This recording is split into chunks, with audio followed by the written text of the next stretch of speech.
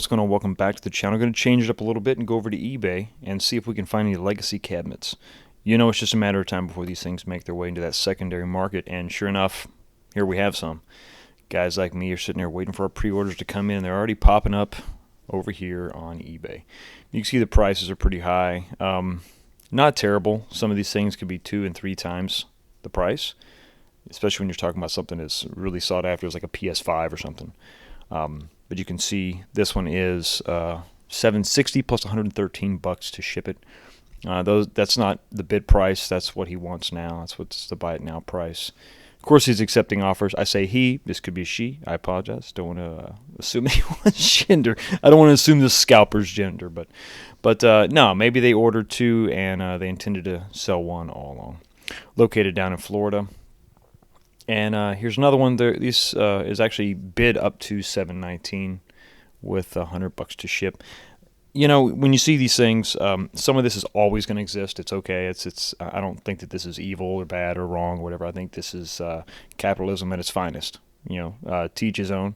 And this will, in some ways, make these cabinets available to people that can't find them. You can see that I love the way they have these really vague descriptions. It's like one sentence. At least put something else in there. But I guess something this hot, it's not going to require a lot. This auction is not going to require a lot of description. But I think that this is an artificial secondary market, and I think that in this case you can't blame GameStop or Best Buy or really anybody else but Arcade 1-Up. A listing like this is something you always want to watch out for. They're just stock images. There's no images of the actual package, just something to be very, very aware of when you see a high price. This one is located in Ohio. A high price, once again, sort of a generic description, which is fine. I mean, you're going to expect that, but it appears to be accurate. For as vague as it is, it's kind of hard to not be accurate, I guess. But yeah, you definitely want to watch out for any listings like this if you're in the market, if you're willing to pay more. Get something that at least has a picture of the actual box itself, because it's a little harder to fake that. Not impossible, but definitely harder. We got 9 bids on this one here. $685. I'm sorry, 9 bids.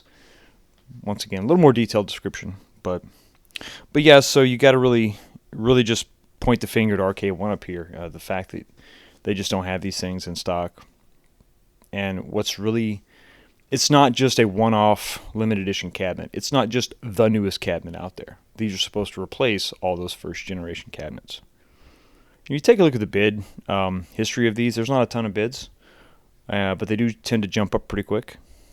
Let's take a look at all the bids. Now, this guy started his pretty reasonable. I'm going to say this person listed theirs at $349, so reasonable. They were probably assuming to get their money back, but you can see it went from $350 to what is now $685.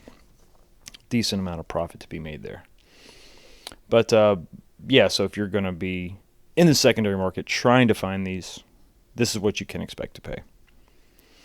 But back to what I was saying, the Arcade 1-Up is really to blame for this, and it's just it's completely unnecessary. It doesn't have to be this way, especially when you're introducing a product that is going to replace your first generation and second generation cabinets. This is supposed to be the one readily available in the Walmarts, in the Best Buys. You can just walk in. Customers, will begin to have that brand recognition, or maybe they hear about these things, or maybe they saw one at somebody's house and they're like, hey, I want to pick one up. This is the product they're supposed to just go in and pick up. And they're going to get all those games, those first, second, third, well, maybe not the third, but the first and second wave cabinets, all those games are going to be available on these. This is supposed to be the one that's there. And the fact that it's this rare, this hard to come by, it's really sad. I think it's frustrating. I think to this level, it's completely unnecessary. And obviously the demand is there, because when you see these secondary markets and you see people paying $700, $800, $900 by the time they ship it, the demand is obviously there. Now, as things stand right now, I still have a pre-order. It still is there. I'm not going to be spending $800 and $900 for this cabinet in a secondary market. I don't think that really anybody should, unless you're just dying to have this. I'm not going to tell people what to do with their own money. I would not recommend it at all. These things will eventually come back around. There is going to be a second wave, third wave, what have you. And I believe that my pre-order will probably be part of that.